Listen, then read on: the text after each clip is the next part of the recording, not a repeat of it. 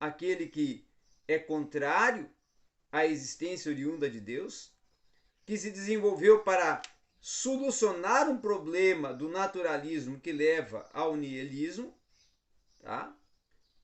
Porém, ele não se aparece e não se emancipa em sua plenitude até o século XX. A menos que contemos um tema principal em Nietzsche, né? Que rapidamente foi distorcido.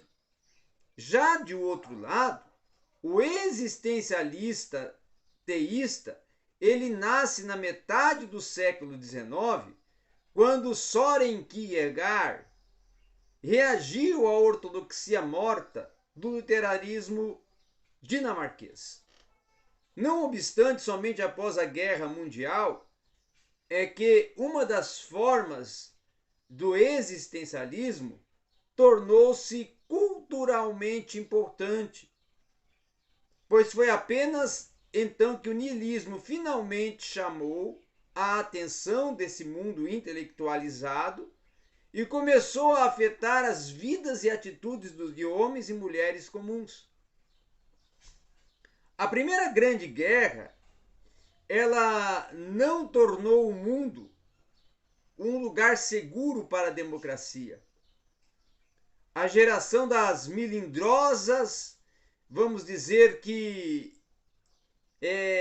melindrosas ações de violação absurda à lei seca, a quixotesca Bolsa de Valores que tanto prometia e acontecimentos que precederam esse grande período de instabilidade mundial com as secas e tempestades que caracterizaram principalmente a América do Norte na década de 30, ou seja, no ano de 1930.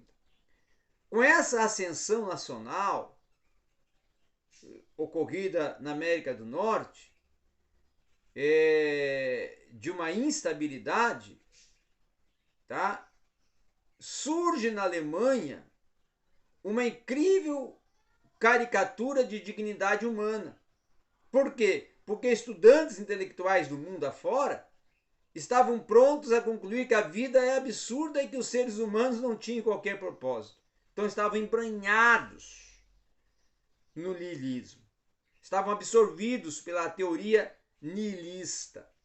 No solo de tal frustração e de desencanto cultural é que o existencialismo, em sua forma ateísta ainda, finca suas raízes culturais e vai florescer com uma importante cosmovisão da década de 1950. Então, até certo ponto, todas as cosmovisões vão possuir sutis variações. Por exemplo, o existencialismo não constitui uma exceção dentro dessas variações, porque também vai ter variações de existencialismo.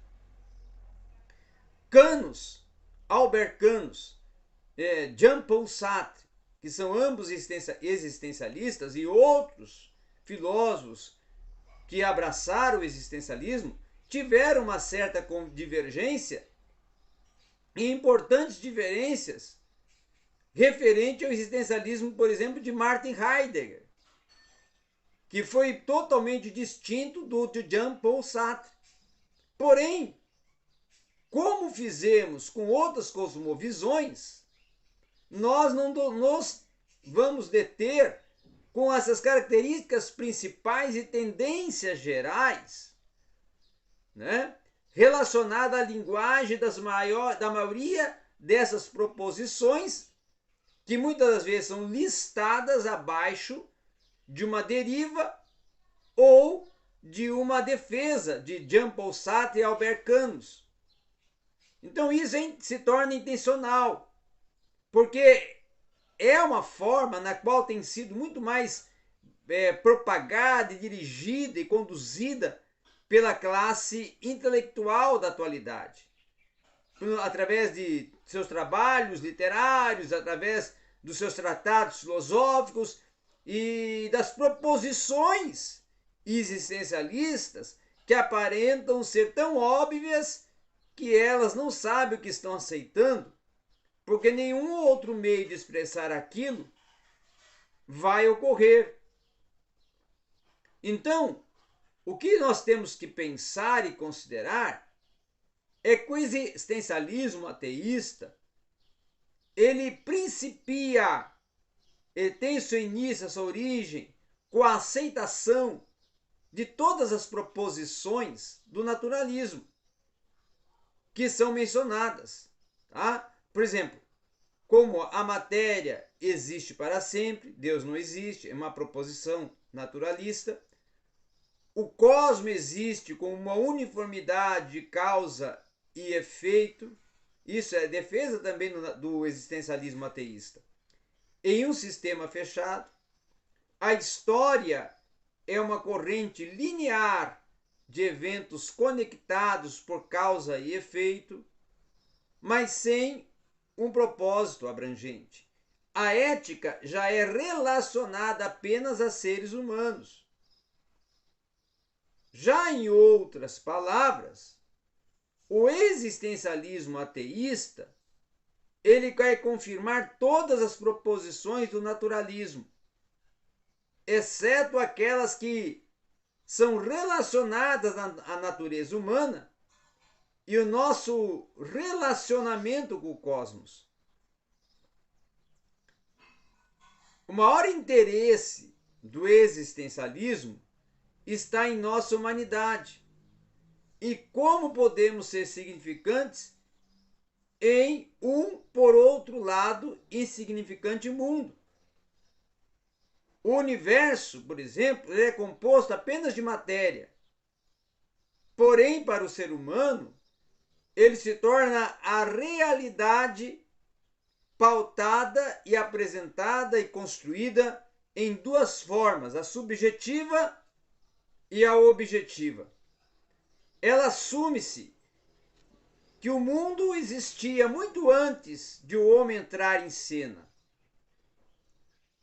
É estruturado ou caótico, determinado até pela lei inexorável ou sujeita a mudanças.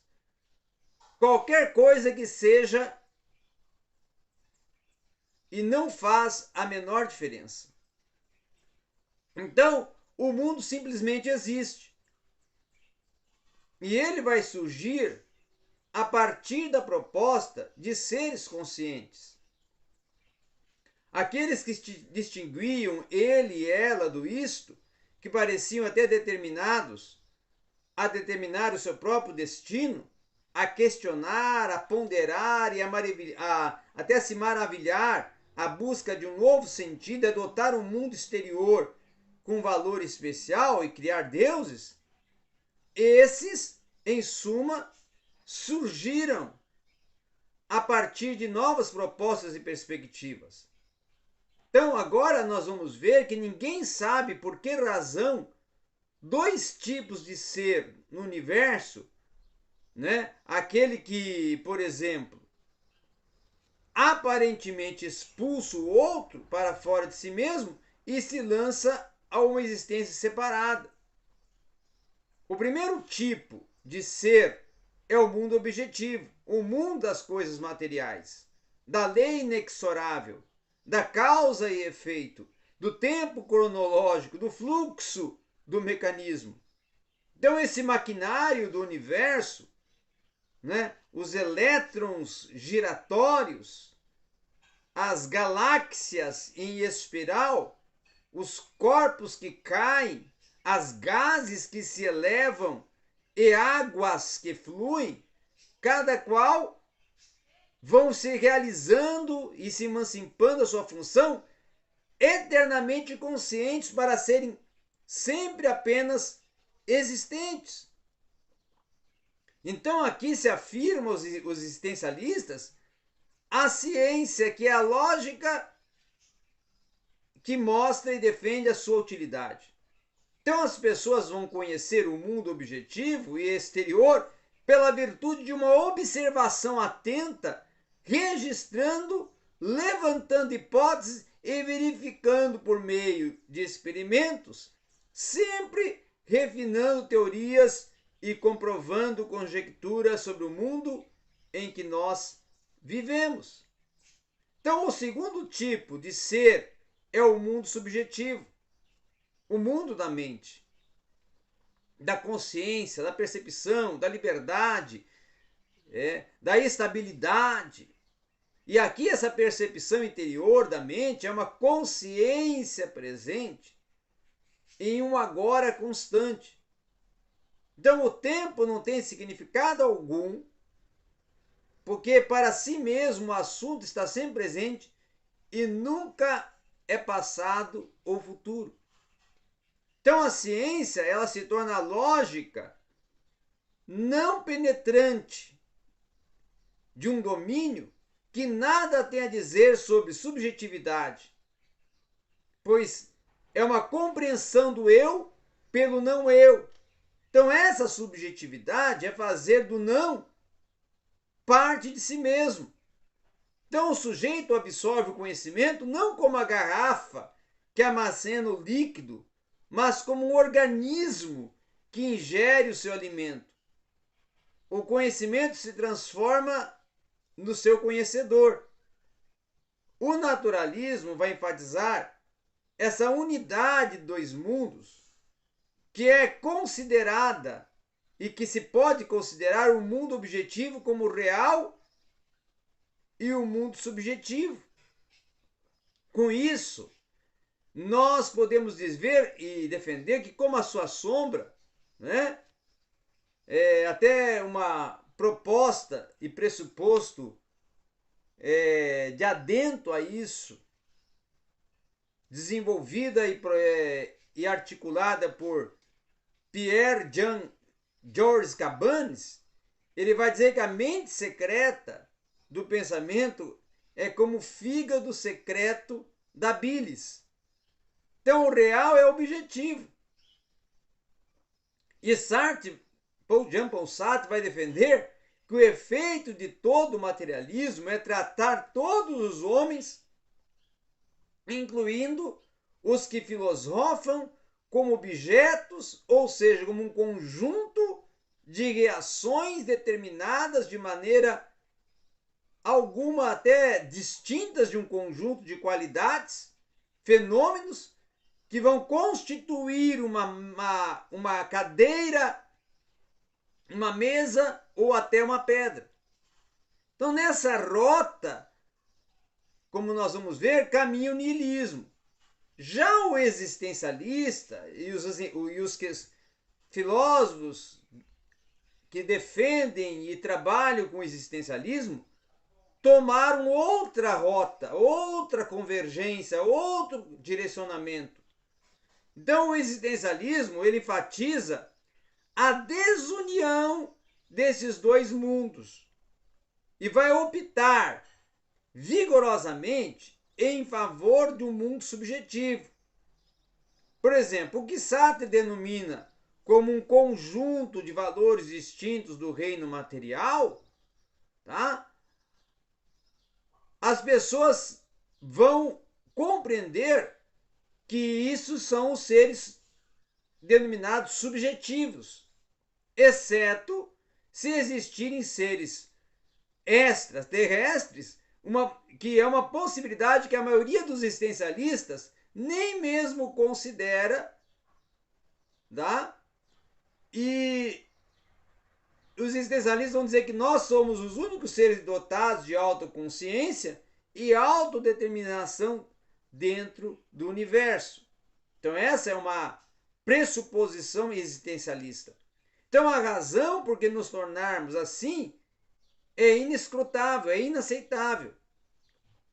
Então, porém, o fato de nos cedermos muitas vezes e percebermos conscientes e determinados, vamos nos valer de algumas dessas dádivas, tá? Então a ciência é a lógica vão não permitir-se penetrar a nossa subjetividade. Mas aí vai surgir o problema que para o existencialista até não vai se tornar um problema, Porque a proposta vai ser que não há problema, porque o valor, o propósito e a significância não estão conectados com ciência e lógica na concepção do existencialismo. Então nós podemos ter significados, possuir valor, alcançar valor e valores, ou melhor, nós podemos ter significado e valor a partir de uma significância que vai não depender dos fatos de um mundo objetivo sobre os quais muitas vezes nós temos o controle. Mas e em outra questão ainda, fatos que muitas vezes não se tem controle nenhum, mas da própria consciência do mundo, que é subjetivo nesse aspecto,